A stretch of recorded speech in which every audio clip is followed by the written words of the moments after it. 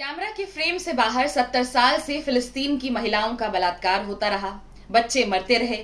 आदमी अपने परिवार की लाशें ढोते रहे।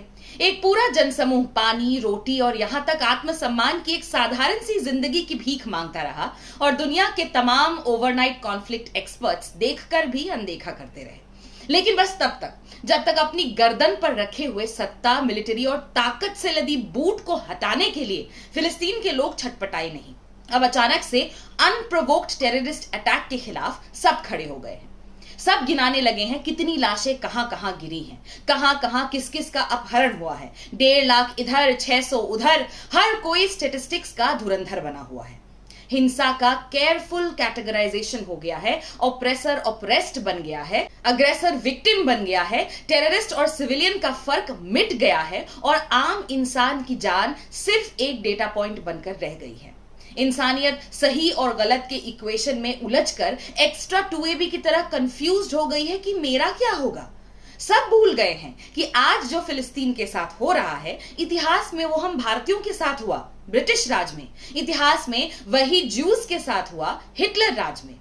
सब भूल गए हैं कि कोई सिर्फ अपनी पहचान से ऑप्रेस्ड और ऑप्रेसर नहीं होता, पावर, सत्ता, ताकत के गलत इस्तेमाल से होता है। सब भूल चुके हैं कि हमारे सपोर्ट की जरूरत उसे होती है जिसके पास ताकत नहीं होती।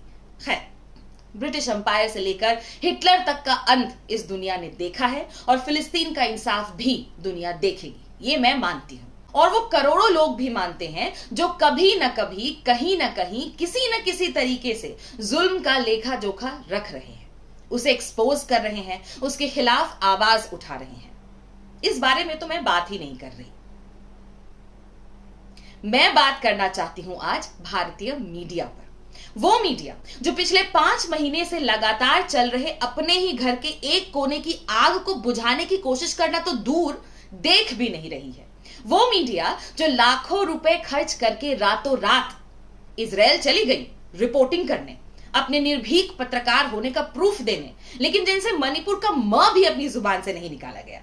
वो मीडिया जिसे लगता है कि सत्ता से सवाल पूछने का मतलब होता है ये पूछना कि आप थकते क्यों नहीं हैं, क्योंकि गांव की महिलाएं प्रधानमंत्री के बारे में यही सोचती है। इस पूरे मामले में एक बात तो साफ होती है, हमारे पत्रकार जानते तो हैं कि ऐसी अवस्था में जहां 2 गुटों में एक असमान सी लड़ाई चल रही हो, दोनों तरफ से सैकड़ों लोग मारे गए हो, गृह युद्ध का माहौल हो, तो कैसे रिपोर्टिंग करनी है, कैसे वहां जाना है, कैसे वहां लोगों से बात करनी है, पूरे घटनाक्रम को कैसे निष्पक्ष तरीके से लोगों के सामने रखना है। हाँ, ANI वालों के अलावा वो तो इजराइल में भी मोदी के गुणगान के ही बाइट लेने के लिए पहुंची है। तो जैसा कि मैं कह रही थी, पत्रकारिता आती तो है हमारी मीडिया को, बस इसका प्रदर्शन ये अंतरराष्ट्रीय मामलों में ही करेंगे।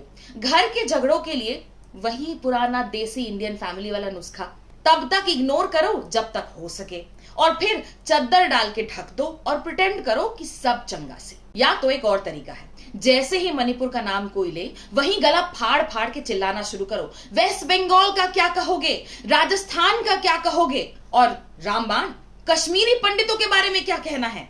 इंडियन मीडिया की हिपोक्रेसी इतनी खुलकर सामने आई है इजराइल के गाजा पट्टी के 20 लाख लोगों पर किए वॉर क्राइम्स के बाद कि इनकी बेशर्मी, निकम्मेपन और एक हद तक लाचारी को दर्शाने के लिए आज मेरी क्लास में कोई शब्द नहीं है, कोई फ्रेज नहीं है, कोई तरीका नहीं है। आज मेरे पास सिर्फ एक प्रार्थना है कि हे मेरे ईश्वर, जब भी भारत में न्यूरेमबर्ग ट्रायल्स जैसा दिन आएगा, जब बच्चा बच्चा इस देश में हुए हर एक जुल्म में इनकी भागीदारी का हिसाब मांगेगा, जब इनसे पूछे सवालों में जेब में बटुआ रखते हैं कि नहीं, फेस पे ग्लो कैसे आता है या आम कैसे खाते हैं वाले सवाल नहीं होंगे, जब मणिपुर से, हाथरस से, राजस्थान से और वेस्ट बंगाल से भी इन पर उंगलियां उठेंगी, बस उस दिन के लिए मुझे और इन सभी मीडिया वाले को भगवान जिंदा रखना। बस मेरी तुमसे यही प्रार्थना है, बस।